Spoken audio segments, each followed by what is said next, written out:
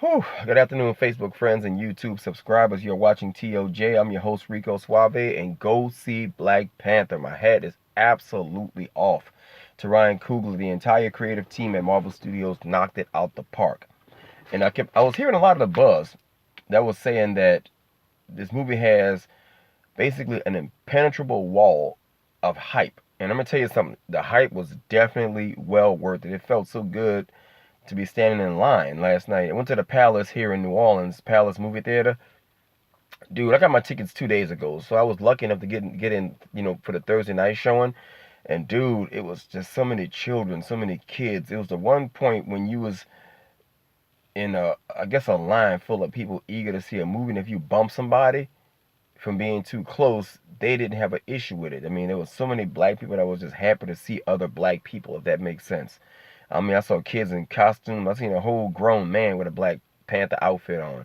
I mean, there was guys just walking around with, with leopard print and, I seen like buku dashikis. I mean, just the whole cultural significance to, to the black movie goers. I mean, it was just an absolutely great movie experience.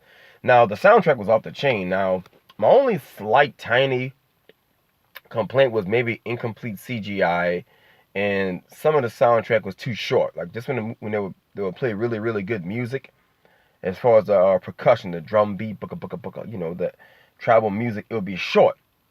And just how certain songs are getting, it's like, damn, this shit kind of kicking, it's kind of bumping. Then it would just go away. But other than that, I would say my final complaint, if I had to give you any kind of complaint, was the final battle wasn't as big as it should have been. It made it seem like the Duro Milaje was only 20 people, and as far as Man Ape and his crew was maybe 20 people. So there was certain parts of Wakanda that I did not like. That when you see guys with spaceships and the Wakandans, they have spaceships, they have all this technology, but the final battle wasn't that technological. It was basically just spears, and hand-to-hand combat, but not Braveheart level of hand-to-hand combat. That I didn't like. I was very disappointed in that.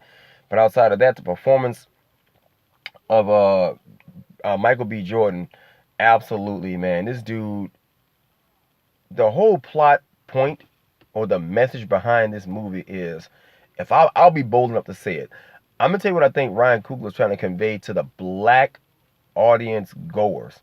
This was to black celebrities, and it was a secret message to the boule, was that there's a lot of black people in America with access to resources that the people on the bottom don't have access to resources. And a lot of times the boule or your more privileged black Americans kind of turn a blind eye to the black people who look just like them.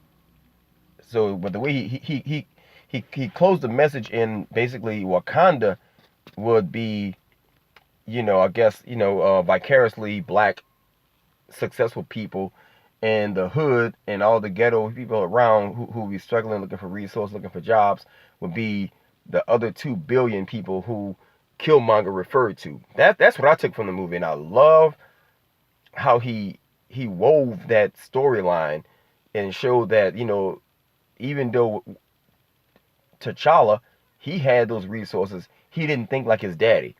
So I'm trying not to get into spoiler talk if you listen to how I'm talking. But as far as the costumes concerned, the weaponry, the action, I think it actually had the amount of action it needed to have. This is, see, the thing about this movie, it's an origin story.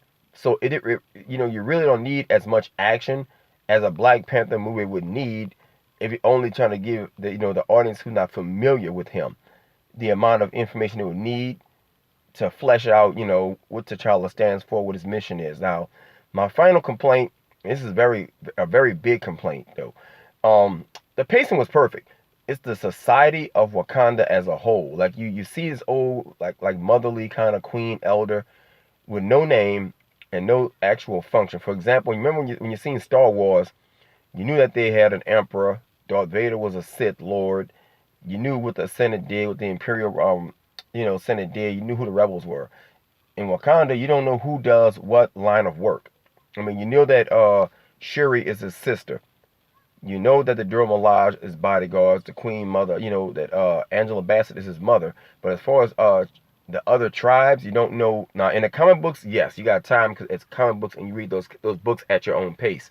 But this Black Panther, there was guys and people there, but there was no. You have like if you watch it for the first time, you would have no clue. And that was my first time ever being introduced to Black Panther on the big screen after Civil War, and I still got no clue what the rest of those cool looking people did who was just there. They were like just, like just table dressing. They were just there. But at the end of the day, I'm going to see this shit again because it was really too much more. It was too much to take in one sitting. And that's a good thing that Ryan Coogler did it that way. And this film is actually written by Ryan Coogler himself and one other person. And I'm glad that they kept it, as black can be. Because in Africa, of course, you would need, obviously that it would be, a situation where you would have all black cast. Now, as far as the complaint by the conscious community was that every time you have a black superhero, you need a white person to push them through as a plot device. The particular guy, Martin, I can't think of this guy's last name. The white guy, the one who was interviewing Andy Serkis' character, he had literally nothing to do with the movie.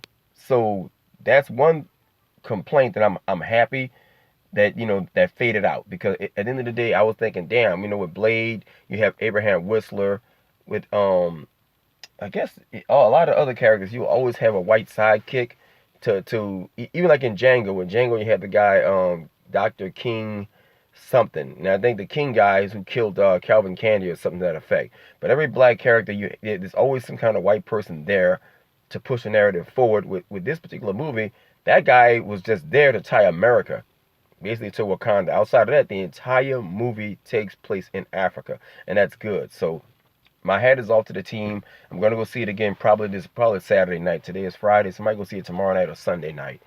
I'm getting ready to go to work. But anyway, yeah, guys, if you want to go see this movie, take your kids with you. It's definitely viewer friendly, and the idea that Killmonger is one of the best villains, I definitely agree. I didn't see it until it didn't make sense till the very end of the movie why so many folks would agree with the guy. But as a black dude living in America, a lot of what he said definitely resonated with me, and I can definitely see why his character was as crazy and as maniacal and as murderous as he was, because Dave Chappelle kind of said something that resonated with me earlier this year, and he said the end of apartheid, by any calculation, should have been nothing less of a bloodbath, or nothing short of a bloodbath, something to that effect.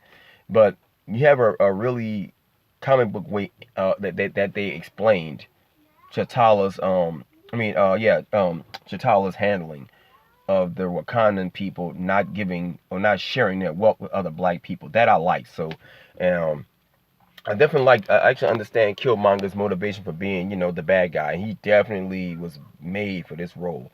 Anyway, hit like, share, and subscribe. Also, follow me on Facebook at Facebook The Opinion Junkie.